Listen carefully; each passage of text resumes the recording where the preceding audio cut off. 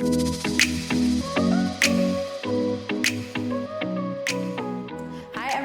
welcome back to the Affirmation Addict Podcast. My name is Pyle and I am so happy you are here. Today, I am talking all about why I'm always working on myself, because something that I recently posted about was before the new year, I did that DIY retreat I was telling you about in the last episode. The biggest thing I noticed is I got some responses, I got some questions from people saying, hey, why are you working on yourself? Why is there more work for you to do? You've been doing this for so long. And I didn't even realize how it could come off as that at one point the work needs to be done. At one point we are done working.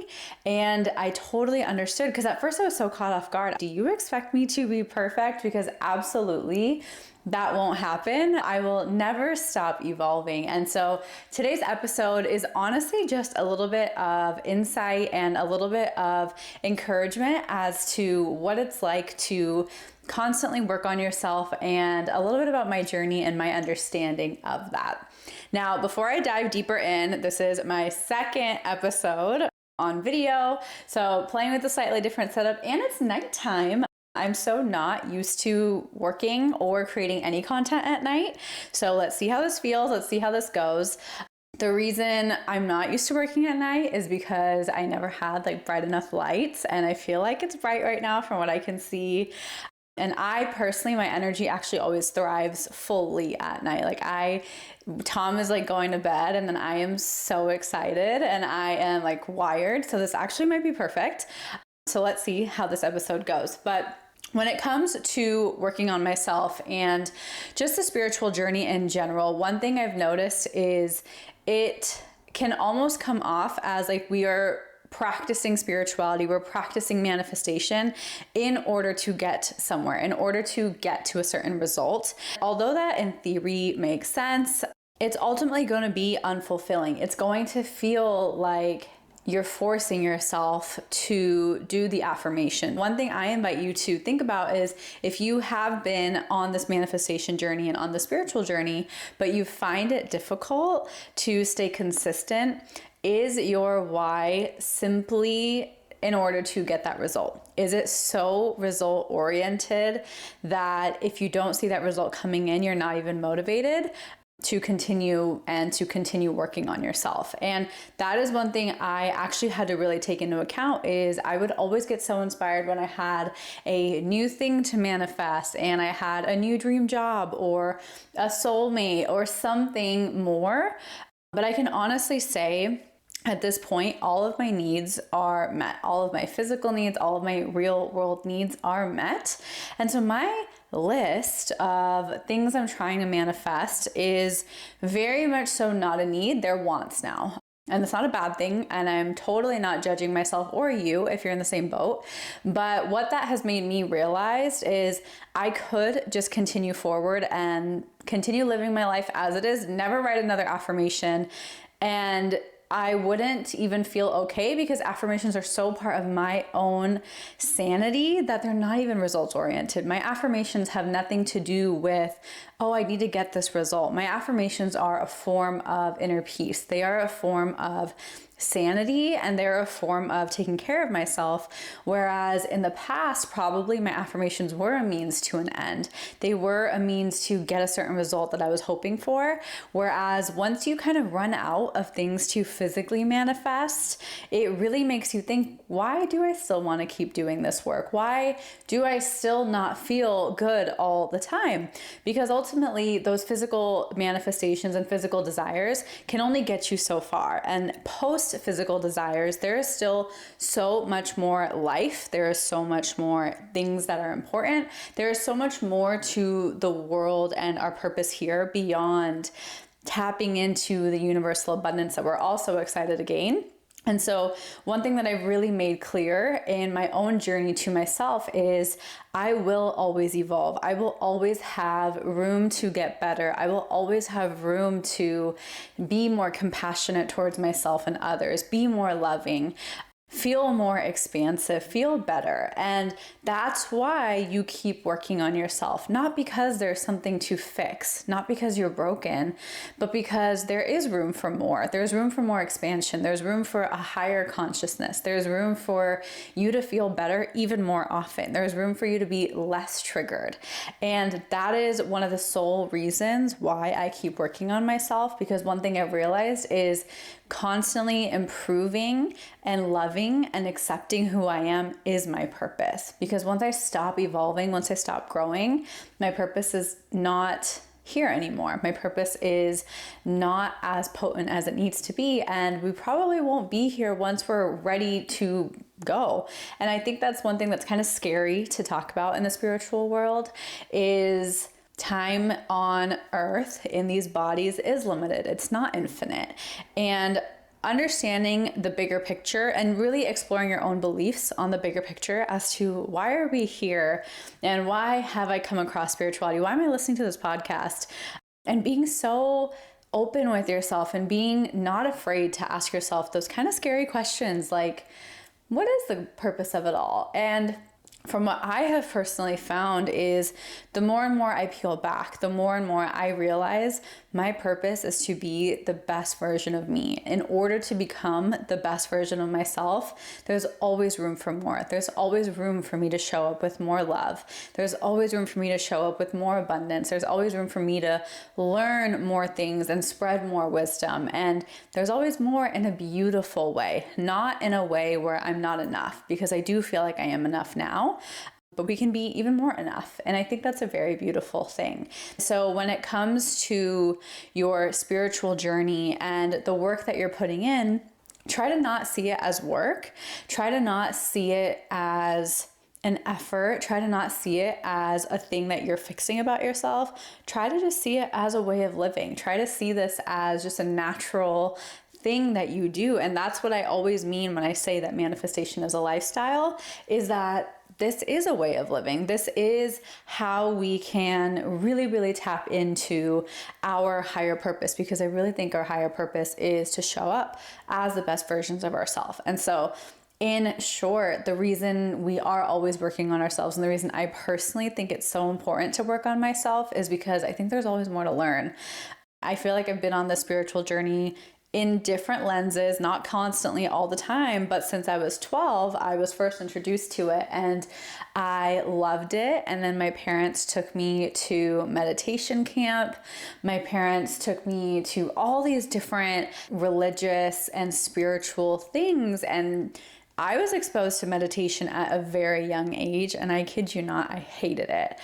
It's one of those things, right? Like when you grow up, you're like, oh, like maybe I'll teach my kids this. And my parents did try teaching me, and I resisted so much. I learned Kriya Yoga. I learned breath work when I was about 12, 13. So I already had kind of grown past a lot of programming. But I learned so much at that age, and that was just a fraction.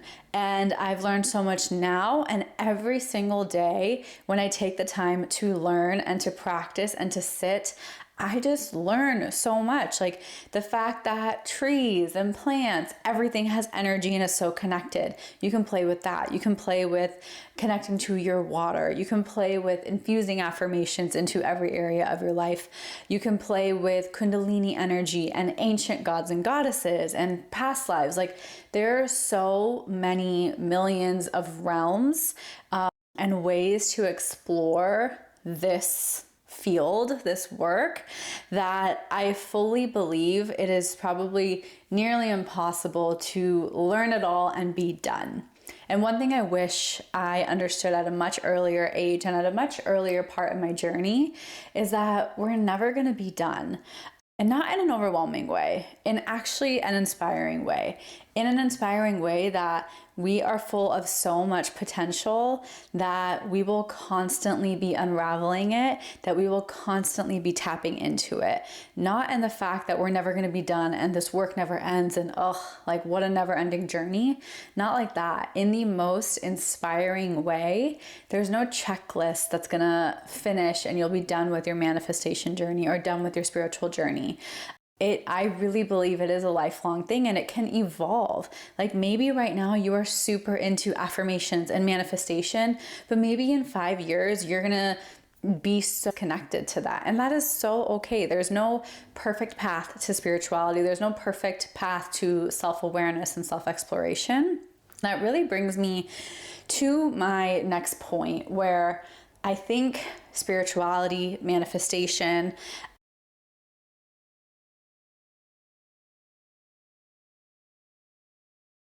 human design, astrology, all of these things are sort of clubbed into one big thing, when ultimately I think it is all so connected to the power of yourself and who you are and your consciousness. And when you can give yourself permission to explore that, because I think how I've seen it and how I perceive it is when I see different manifestation techniques being taught, it's very external. It's very, let's manifest a soulmate, let's manifest more money, let's manifest you flying business class. And when you do that, it's fun, it is exciting, it's very inspiring, but it's very much so something that lives outside of you. And I feel like I was saying earlier, like I have manifested all of the physical things that felt very important to me. I did manifest my soulmate, my dream home, all of these things that felt like my baseline needs.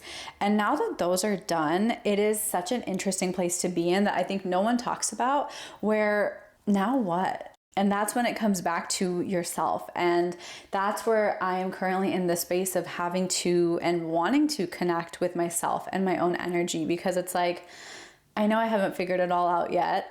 I know there's more. I know there's so much more that I probably have zero awareness of. And so what does that look like? What does getting to a very safe and stable place in your physical reality look like? And how does that unfold and create space for deeper realms in the energetic space, in your spiritual space? And that's what I'm exploring now. So what that means to continuously work on yourself. And I am working on finding different vocabulary, because I know that working and on yourself can have so much weight and heavy energy attached to it. I am working on trying to find better words.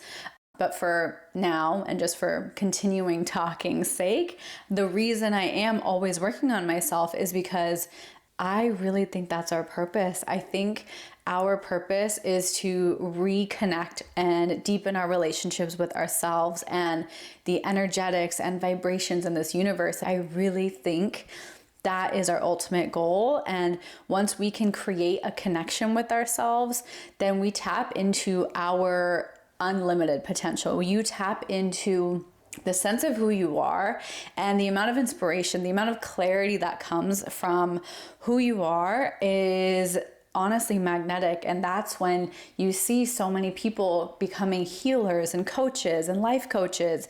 It's because they have built a connection with themselves that most of the time, if you talk to most of these people who are genuine healers and coaches here for the expansion, they will agree that we are always evolving. We are always trying to work on ourselves and expand our own energies, because not only is that deepening our own relationship, but we are raising the collective consciousness. And so I think it's very fascinating when people look at spirituality and look at manifestation as a checklist, because I think that is so unfair, because you're creating room for disappointment. So I hope if at one point or before this episode that you felt that manifestation was a checklist and it is a means to an end, which you're not wrong, like it is very much so portrayed that way. If it feels like it's a means to an end, I hope this episode can help you understand that it is part of the journey and it is a lifestyle, because I think it is a beautiful lifestyle for all of us to live. I think the last thing that I really want to reiterate is all of this work, all of this time and attention that you are putting into your journey it's not because you're broken. It's actually the opposite. It's probably because you are so self-aware and you are so ready to evolve and step into the next best version of yourself that this work is coming up, and it's coming up strong. You might not have seen it in your family. You might not see anybody else in your world doing this work and putting in this work. That can feel lonely, or it can feel discouraging. What I want to remind you is that you're not doing this to fix yourself. You're not doing this because you're broken. In fact, it's the opposite. You are doing this because you are the one who is here to break those boundaries, to break those patterns, to raise the collective consciousness. Give yourself the acknowledgement and the credit, and hold space for yourself for doing that, because it is deep, it is intense, it can be very uncomfortable. I want you to know that I see you for the work that you're doing. I want you to know that it's not going unnoticed. It's not enough. The work you're putting in, the effort you're putting in, the things that you're going through, they are all unfolding for a higher purpose in order for you to show up as the best version of yourself. I hope that you can carry that forward whenever it feels like this work is too much, or this work is just not enough or not worth it. I hope that you can come back and listen to this and remember that the work that you're putting in, the effort, the time, it is all worth it. And you're doing a really, really, really good job. And you're doing it perfect. And everything is unfolding in the timing that works for you, because it can oftentimes feel like we have these timelines in our head and things aren't going according to those timelines. But just remember, time is an illusion. Time is something we've created. So if you could release that pressure of time, would that judgment still be there? Be there for yourself. Be the one who supports yourself. And if you do need more support, one thing I really want to acknowledge is, one thing I didn't understand is the power of asking for help, the power of having a spiritual team. I, for a while, was like, I am the creator of my reality. Me, I'm in control. This is all my responsibility. And for a long time, I didn't ask for help.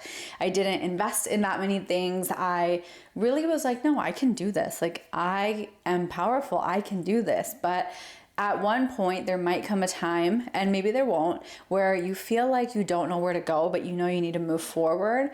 And my invitation to you is, at that time, don't be afraid to ask for help.